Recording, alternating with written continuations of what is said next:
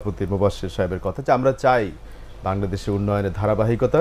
দর্শক আপনারা আমাদের সাথে থাকবেন, আমরা বিরতির পরে ফিরে এসে প্যানেল আলোচকদের কাছ থেকে শুনতে চাই এই ক্ষেত্রে আগামী দিনে আমাদের করণীয় বা আমরা কি করতে পারি সেই সুপারিশগুলো নিয়ে। সে পর্যন্ত আপনারা আমাদের সাথেই থাকবেন। আমরা বিরতির পরে আবার ফিরে এলাম আজকের অনুষ্ঠানে। আমরা যেহেতু বেশ কতগুলো প্রসঙ্গ আলাপ করেছি, প্রফেসর ডক্টর জব্বার খান, বিশেষ করে আগামী দিনের ওয়ে ফর বা করণীয়গুলো কী হতে পারে? কারণ আমরা দেখতে পাচ্ছি উন্নয়নের ধারাবাহিকতা রক্ষার জন্য একটা কনসার্ন দর্শক ব্যক্ত করছেন, তারপরে যাতে এটা কন্টিনিউ করলে যেই বেনিফিটগুলো জাতি পেতে পারে সেগুলো আমরা শুনলাম। নেক্সট স্টেপগুলো সম্পর্কে আপনার যদি সাজেশন থাকবে। অ্যাকচুয়ালি এই উন্নয়নের ধারাবাহিকতা যদি আমাদের রাখতে হয়, ধরে রাখতে হয়, এটির ফলে যে উন্নয়ন হবে এটা আমরা সবাই একেবারে সবাই আমরা একমত এবং বুঝতেই পারছি। একটি সম্ভাবনার জায়গা কিন্তু তৈরি হবে, সেটি হচ্ছে পর্যটন শিল্পে। আচ্ছা, দক্ষিণবঙ্গে আমাদের যে ম্যানগ্রোভ ফরেস্ট আছে, সুন্দরবন এবং ওদিকে যে কুয়াকাটা আছে, সেই কুয়াকাটা এবং এগুলোকে কেন্দ্র করে একটা পর্যটন শিল্প তৈরি হবে। এবং এখানে আপনার জাঞ্জিরা এন্ডে যে গতিতে এখানে ঢাকা থেকে মানুষ পৌঁছে যাবে গাড়িতে করে, তারপরে যে গতিটাকে কন্টিনিউড রাখা, তার জন্য ওই এন্ডে আমার কাছে মনে হয় যে ফ্রিওয়ে যেটাকে আমরা বলি, যেটাতে কিনা 100-110 কিলোমিটার স্পিডে গাড়ি চলতে পারবে। আপনি যদি ব্যাংকক থেকে পাতায়া যেতে চান তাহলে কিন্তু 2-2.5 ঘন্টায় আপনি পৌঁছে যেতে পারেন।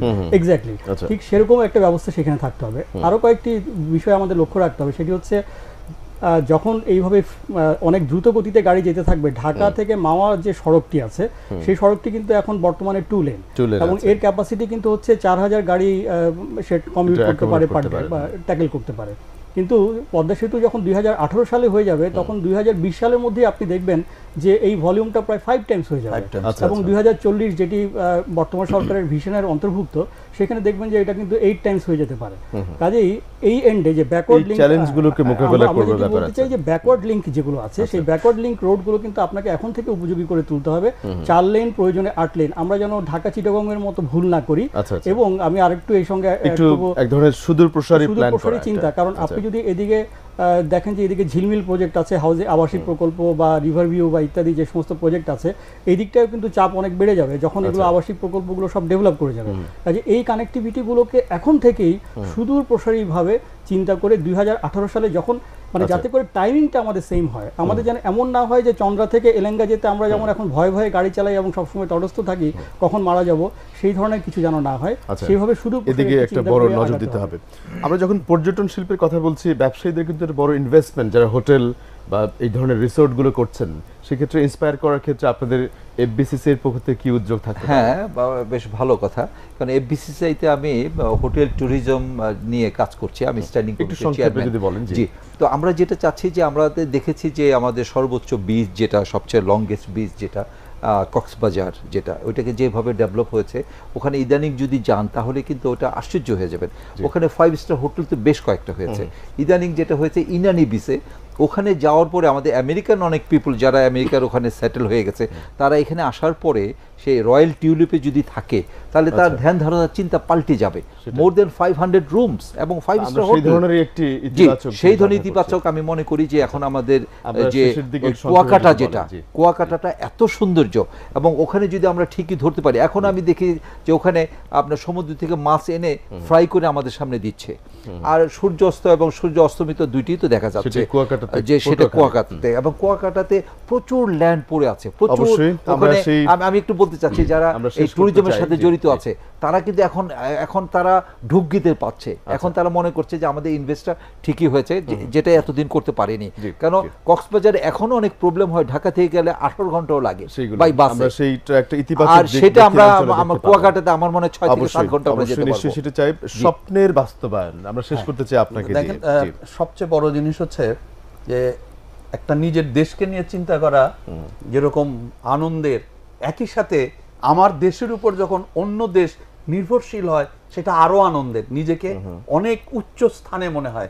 আমাদের এই পদ্মা ব্রিজের কারণে আজকে ভুটান, নেপাল এই পোর্টগুলিকে নিশ্চিন্ত মনে ব্যবহার করতে পারবে, এবং সেটা নিয়ে কিন্তু আমরা মুভ করবো। আমরা দেখবো বিদেশের গাড়ি আমার দেশের উপর দিয়ে যাচ্ছে প্রতিনিয়ত।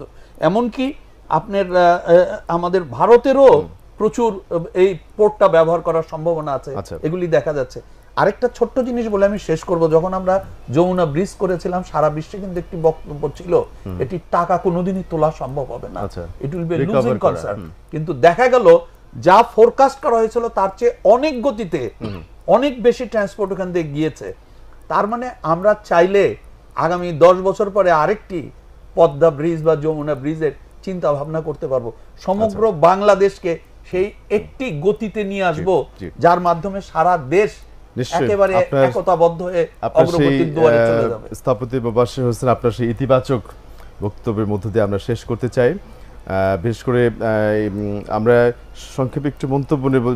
মিস্টার জব্বার খান, আপনি যখন বলছিলেন যে শিল্পাঞ্চলের কথা, সেক্ষেত্রে আমরা দেখতে পেলাম যে ব্যবসায়ীর পক্ষ থেকে বলা হয়েছে আপনারা যারা এই ক্ষেত্রে গবেষণা বা শিক্ষকতা বা অন্য পেশার সাথে আছেন, বিশেষ করে অন্য পেশাজীবীদের ভূমিকাটা একটু সংক্ষেপে যদি বলেন, কারণ এখানে কিন্তু সব পেশাজীবীদের স্টেক হোল্ডারদের কথাই উঠে আসছে। আপনি কি একটু আপনারা যারা এক্সপার্ট হিসেবে আছেন তাদের পক্ষ থেকে কি করবেন সেক্ষেত্রে? এখানে অ্যাকচুয়ালি অন্য পেশাজীবী এবং শুধু পেশাজীবী বলবো না আমি, যারা বিভিন্ন সমাজসেবা সংগঠনের সাথে জড়িত আছেন, রাজনৈতিক সংগঠনের সাথে জড়িত আছেন, সবারই কিন্তু এখানে একটি সম্যক ভূমিকা প্রয়োজন হবে, ঐক্যবদ্ধভাবে এগিয়ে যেতে হবে।